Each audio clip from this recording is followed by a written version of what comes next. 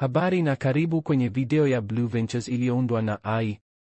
Hapa tunatambulisha dashibodi ya data ya uvuvi ya jamii na kueleza jinsi washirika wanaweza kuona na kuingiliana na data zao.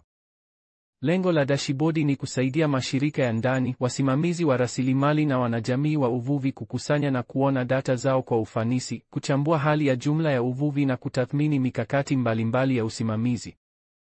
Kutembelea dashibodi ya data ya uvuvi wa jamii, unaweza kubonyeza ikoni ya chati kwenye mwongozo wa washirika au kwenda kwenye blueventures.shinyapps.io/fisheries-dashboard. Ukifika hapa unaweza kuingia ukitumia barua pepe yako na nywila au jisajili kama mtumiaji mpya. Kisha utapokea barua pepe inayoidhinisha upatikanaji wa dashibodi ya data. Ukifika kwenye ukurasa wa mwanzo, utapata kurasa kadhaa zilizopo juu na chaguo la kubadilisha lugha yako kwenye menyu ya kushuka. Data zilizokusanywa kupitia tafiti za washirika zinaonyeshwa kupitia kurasa za dashibodi: hali ya uvuvi, wasifu wa uvuvi na uwasifu wa jamii. Ukurasa wa programu ya data ya dashibodi ni ukurasa unaoendelea ambao unawapa watumiaji fursa ya kutazama habari kuhusu mada maalum za utafiti kama vile athari za mikakati ya usimamizi. Katika sehemu ya juu kulia ndipo pia utapata ukurasa wa kupakua data zako na ukurasa kuhusu kushiriki data. Ukurasa wa kuhusu ni mahali pazuri pa kuanza kujifunza jinsi ya kutumia dashibodi.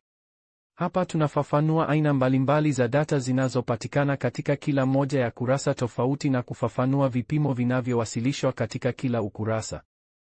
Ili kuchunguza uzito wa samaki waliovuliwa, thamani, muundo wa spishi, urefu na uwiano wa samaki waliokomaa kwa muda, unapaswa kutembelea ukurasa wa hali ya uvuvi.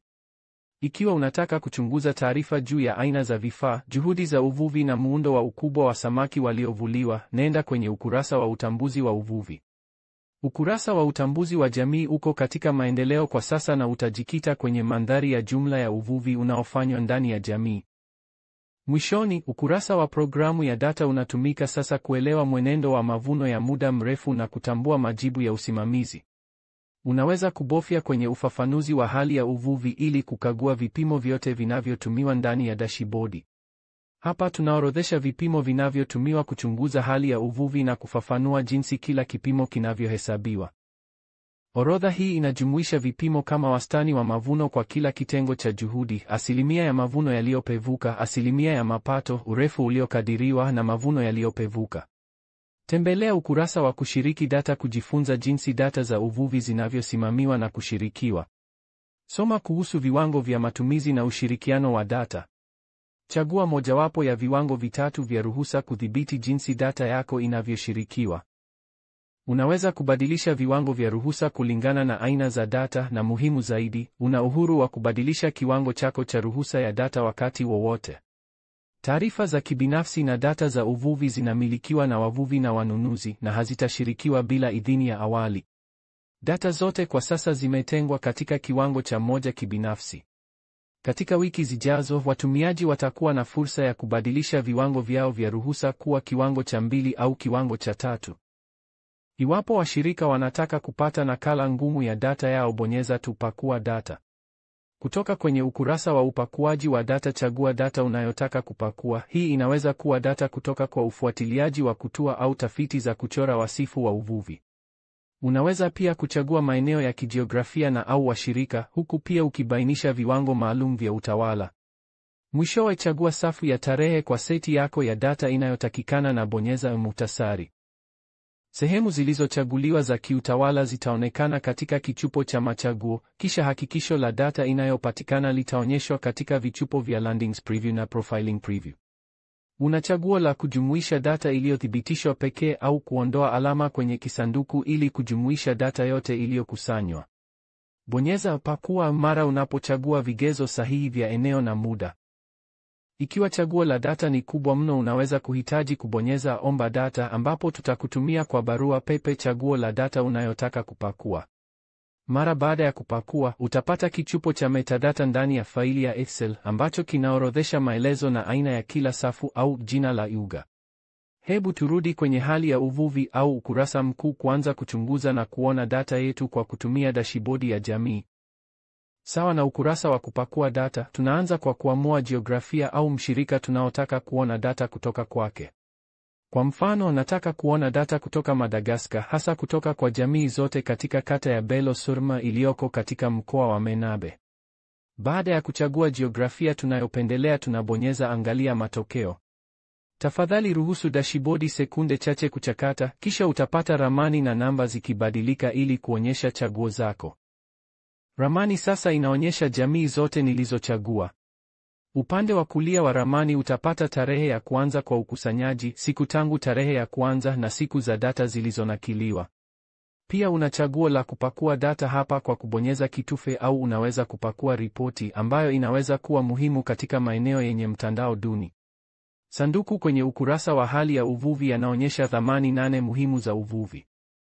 Hii inajumuisha uzito kamili uliowekwa kwa kilogramu, mapato kamili, wastani wa samaki wanaopatikana kwa kila jitihada iliyohesabiwa kama kilogramu kwa safari, wastani wa mapato kwa safari, asilimia ya wastani wa samaki waliopevuka, idadi ya wavuvi na wanunuzi walioorodheshwa, na idadi ya spishi na familia katika mabano. Mapato kamili na wastani wa mapato kwa safari huamuliwa kwa kutumia sarafu ya nchi iliyochaguliwa. Chini ya masanduku ya muhtasari, tunaonyesha muundo wa samaki kwa kuchunguza mchango wa spishi au familia kwa asilimia ya uzito na asilimia ya mapato kwa kutumia chati za pai. Watumiaji wana chaguzi kuchunguza muundo wa samaki kwa kuona spishi zote zilizopatikana katika eneo la kijiografia au kuchagua spishi 10 bora ambazo zinachangia zaidi.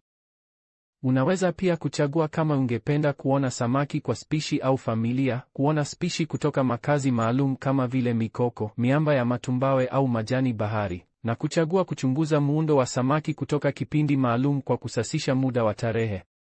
Jedwali linaonyesha majina ya kienyeji, majina ya kawaida, majina ya kisayansi ikiwa inahitajika, jumla ya uzito na jumla ya mapato kwa spishi au familia zinazojulikana zaidi.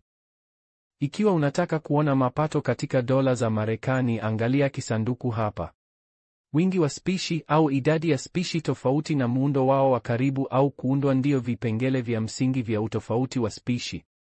Kupungua kwa idadi ya spishi na mabadiliko kutoka kwa wanyama wakubwa hadi samaki wadogo vinaweza kuonyesha uvuvi wa kupita kiasi na kupoteza kazi ya ikolojia.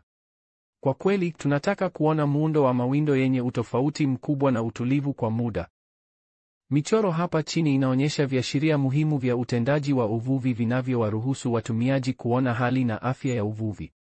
Kwenye ukurasa wa hali ya uvuvi tunachunguza uzito wa jumla uliopokewa, uzito kwa kila safari, mapato ya jumla, mapato kwa kila safari, urefu uliokadiriwa na mawindo yaliyopevuka kwa muda.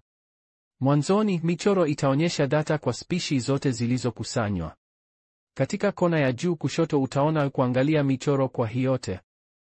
Hata hivyo, ikiwa ungependa kuchunguza mwelekeo wa spishi fulani, watumiaji wanapaswa kubofya kwenye spishi wanazotaka hapo juu kwenye jedwali na michoro itasasishwa kuonyesha data ya uvunaji wa spishi hizo. Watumiaji pia wanaweza kubofya kisanduku ili kuonyesha vipindi vya uaminifu kwenye michoro. Hivi hutoa anuai ambayo tunaweza kutarajia kwa uaminifu kuwa kigezo halisi cha idadi ya watu kipo, kulingana na sampuli tulizochukua kutoka kwa idadi hiyo ya watu. Vipindi vya uaminifu vinaweza kutuambia usahihi na kutokuwa na uhakika kuhusiana na data yetu. Ikiwa ni anuai pana, una uhakika mdogo kuhusu wastani halisi; ikiwa ni nyembamba, una uhakika zaidi. Kwa kweli, tungependelea kuona mapato thabiti au yanayoongezeka, uvunaji na makadirio ya urefu kwa muda. Inawezekana pia kuwa lengo la jamii kuwa na zaidi ya 90% ya samaki waliovunwa kuwa watu wazima, wakikadiriwa kwa urefu wao wa kukomaa. Ukurasa wa wasifu wa uvuvi hufanya kazi kwa njia ile ile. Utataka kuchagua nchi na jiografia inayohusiana. Ukurasa huu unatoa muktadha zaidi wa uvuvi na kuchunguza shughuli za uvuvi, aina ya vyombo na vifaa, na makazi ya samaki. Ukurasa wa wasifu wa uvuvi pia unalenga kuchunguza muundo wa ukubwa na mienendo ya idadi ya watu wa vikundi mbalimbali vya spishi. Kutoka kwenye menyu kunjuzi, washirika wanaweza kuchagua kundi la spishi linalovutia na kuona vipimo vyao vya uvuvi vinavyohusiana. Kwa mfano, katika eneo la Menabe, habari inakusanywa juu ya kaa inayojulikana kwa kawaida kama drakaki. Hapa tunaweza kuona matokeo yaliyokusanywa kutoka kwa vipimo vya upana wa gamba kwenye uwanja na uzito wao. Unaweza pia kubofya tazama data kwa jinsi ili kuona chati ya mlingano wa kijinsia ili kuchunguza tofauti kati ya kaa wa kike na wa kiume. Ukurasa wa wasifu wa jamii kwa sasa uko katika maendeleo, lakini utazingatia mienendo ya jamii za wavuvi. Mwishowe, programu ya data ni sehemu inayoendelea ambapo tutashirikiana na washirika kuunda kurasa tofauti zinazochunguza maswali ya utafiti yanayohusiana na data zao za uvuvi.